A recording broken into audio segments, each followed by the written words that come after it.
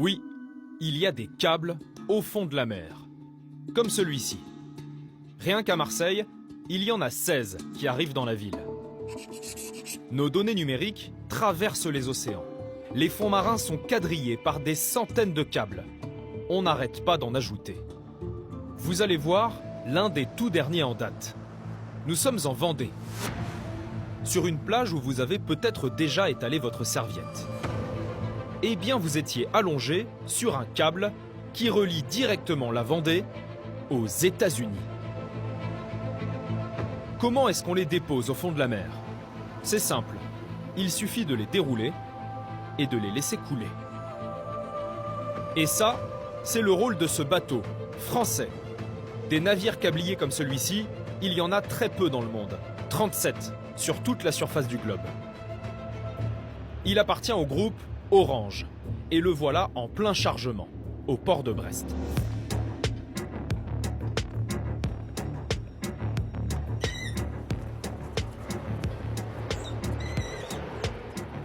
Donc ça, c'est un câble sous-marin.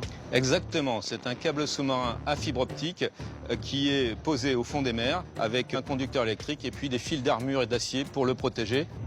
Quand on envoie un mail ou qu'on poste sur les réseaux sociaux, on a l'impression que c'est transmis par satellite. Eh bien pas du tout. Nos messages passent par un bon vieux câble à l'ancienne. C'est bon Didier, je peux y aller? Oui. Pas tomber, sinon je lui tombe sur la tête. Elle est profonde la cuve, Didier?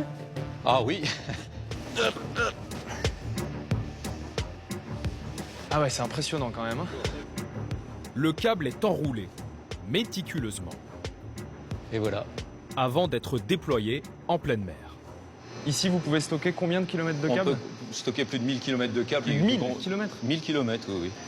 C'est un rangement minutieux. Chaque centimètre compte parce que justement, il faut que le câble soit particulièrement bien rangé pour qu'on puisse en mettre le maximum dans une cuve.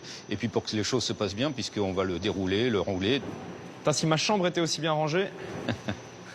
Vous vous dites sûrement qu'au fond de l'eau, ces câbles sont bien vulnérables, qu'ils peuvent s'abîmer, voire se sectionner. Eh bien, effectivement, ça arrive.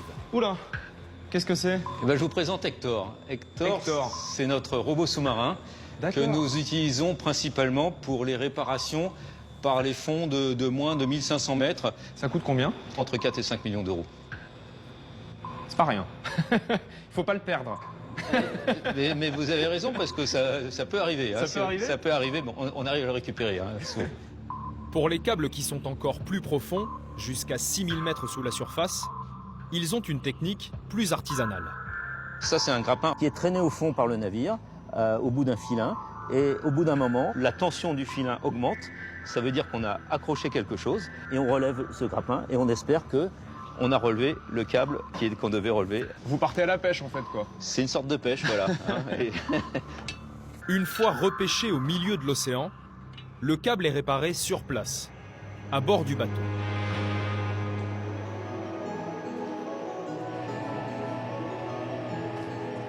Là, on voit à quoi ressemble l'intérieur des câbles, c'est ça? Exactement. Donc, c'est ces fibres optiques qui sont au milieu, au cœur du câble. Un fil de verre, plus fin qu'un cheveu. Les données sont partagées à la vitesse de la lumière. Elles peuvent ainsi faire le tour du globe en une fraction de seconde. C'est minuscule.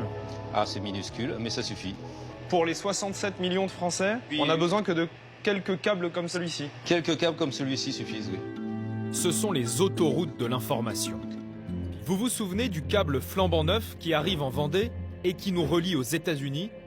Eh bien, le propriétaire, c'est Google. Google qui possède en partie ou en totalité 19 autres câbles partout dans le monde. Pour ces 15 câbles-là, c'est Facebook qui a investi. Amazon pour ceux-ci.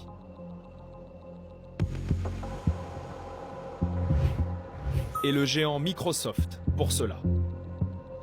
Est-ce qu'on peut imaginer que dans quelques années, les GAFA seront les maîtres du jeu sur la question des câbles sous-marins? En matière de câbles sous-marins, indubitablement. Ça vous inquiète, cette suprématie des GAFA? On peut s'en réjouir ou on peut le regretter, mais c'est la réalité du moment. Ils en ont plus que vous, Orange? Oui, ils en ont plus et ils investissent beaucoup plus. On atteint le chiffre absolument incroyable d'une dizaine de milliards d'euros. 10 milliards. 10 milliards. Et vous, à côté, c'est quoi? Beaucoup moins.